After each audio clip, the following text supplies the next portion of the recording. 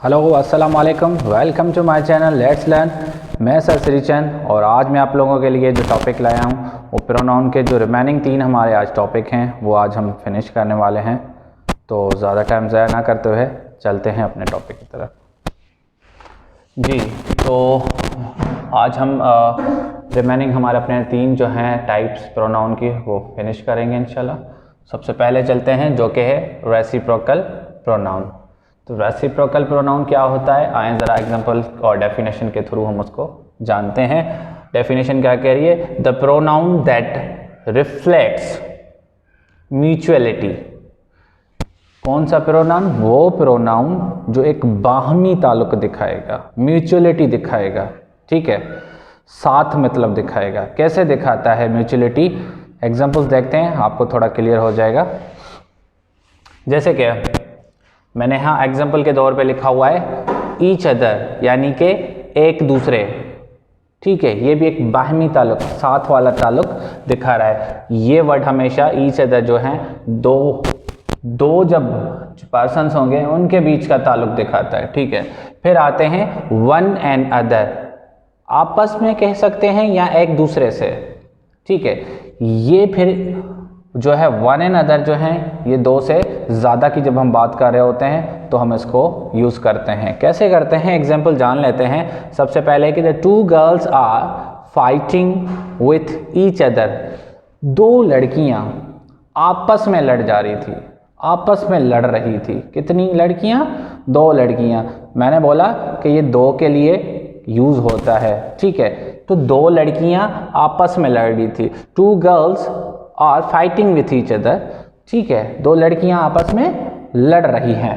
फिर आते हैं दूसरे एग्जांपल में जो कह रहा है all Muslims are brothers with one and other. All Muslims are brother with one and other. तो जो सब मुसलमान हैं वो आपस में क्या हैं? एक दूसरे के क्या हैं? भाई हैं, ठीक है। तो यहाँ मोर देन 2 की हमने बात की। कितने की? मोर देन 2 की। तो ये माइंड में रख लीजिएगा कि जो ईच अदर है वो 2 के बारे में ताल्लुक कायम दिखाएगा, बाहमी ताल्लुक, म्यूचुअलिटी दिखाएगा। और जो वन एंड अदर होगा वो 2 से ज़्यादा की जो है बाहमी ताल्लुक दिखाएगा या म्यूचुअलिटी दिखाएगा। क्लियर है गाइस? आसान है। आगे बढ़ते हैं जो कि है distributive pronoun. The word distributive, विरासत, इस वर्ड से ही आपको क्लियर हो जाना है कि इसमें क्या होने वाला है, क्या डेफिनेशन होगी, ठीक है। तो क्या कह रहा है? The pronoun which shows that the person या फिर थिंग्स इज ट्रीटेड इंडिविजुअली, ठीक है। क्या कह रहा है कि वो प्रोनाउन जो दिखाता है हमें क्या, आदमी या चीज के बारे में, उसको कैसे ट्रीट करवाता है? इंडिविजुअली, अलग अलग, ठीक है, पर्सनली, सेपरेट उनको दिखाता है।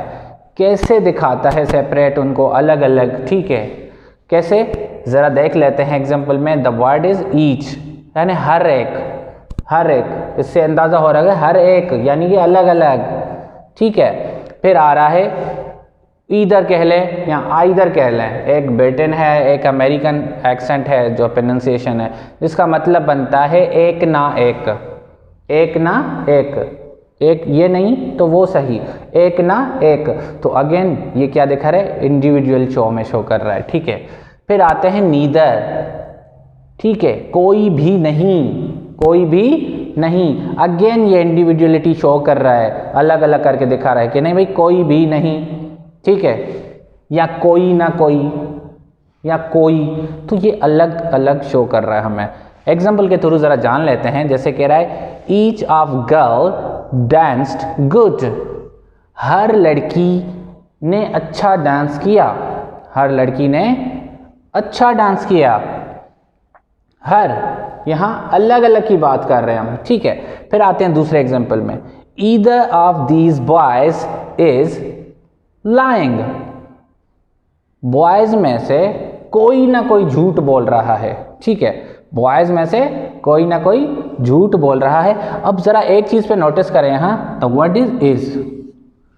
तो जो आप सोच रहेंगे बॉयज एक प्लूरल है, उसके साथ मैंने इज लगाया हुआ है, तो जी मैंने सही लगाया हुआ है क्योंकि ये इज हमें ईदर के बेसिस पे यहाँ से शो करवा के मैंने यहाँ इससे रिलेशनशिप दिखा के इज लगाया है। तो हमेशा माइंड में रखिएगा जब भी हम डिस्ट्रीब्यूटिव प्रोनाउन, क्योंकि जो कि वो एक अलग अलग करके दिखाता है, डिस्ट्रीब्यूट करता है, पर्सनलाइज करता है अलग अलग, तो अलग अलग की वजह से हम जो हैं हमारा जो हेल्पिंग वर्ब है वो भी सिंगुलर का लेंगे ना कि प्लूरल का। इसलिए मैंने ना के आर लगाया है बल्कि इज लगाया है। ये मैटर नहीं करता कि यहाँ सिंगुलर या प्लूरल है, हमें हेल्पिंग वर्ब जो है वो सिंगुलर लगाना है। जैसे दूसरा लेते हैं, neither of the teachers was in the auditorium.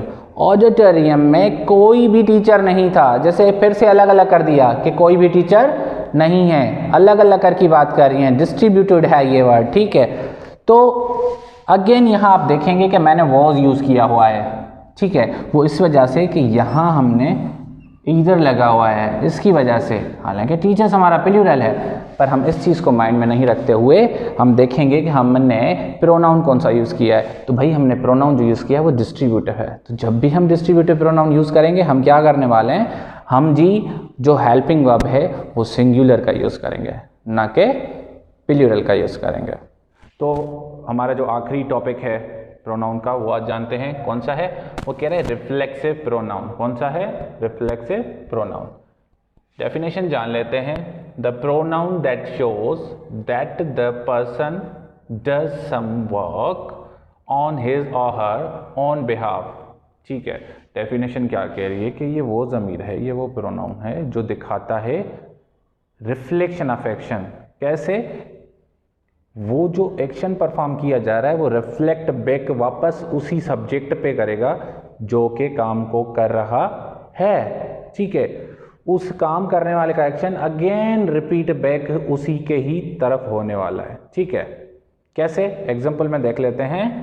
जैसे यहाँ है कि भाई my self, her self, your self, him self, it self, them self etcetera. ठीक है, एक दो एग्जांपल्स के थ्रू इनको जानते हैं जुमलों में। जैसे नंबर 1 पे मैंने दिया हुआ है कि I do this my self, मैं ये अपने आप कर रहा हूँ, मैं ये अपने आप कर रहा हूँ। तो जो एक्शन है किसका? आए वाला। ये आए किस में आके एक्शन घूम के आ रहा है? माई सेल्फ में अगेन। ठीक है, मैं अपने आप ये कर रहा हूँ। तो जो एक्शन है वो रिफ्लेक्ट बैक हो रहा है किसके तरफ? सब्जेक्ट की तरफ। फिर देख लेते हैं दूसरा है मैन लव्स हिमसेल्फ, आदमी अपने आप से प्यार करता है। ठीक है, मैन, तो मैन जो एक्शन परफॉर्म हो रहा है प्यार करने का वो रिफ्लेक्ट किसके?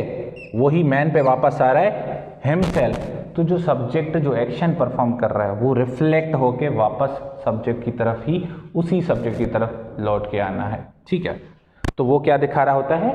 वो रिफ्लेक्शन दिखा रहा होता है। इस वजह से हम उसको रिफ्लेक्सिव प्रोनाउन कहते हैं। तीसरा एग्जांपल है she was crying her self, वो अपने आप रो रही थी, वो अपने आप रो रही थी। तो जो एक्शन था हर का वो घूम के वापस उसी की तरफ रिफ्लेक्ट कर रहा था।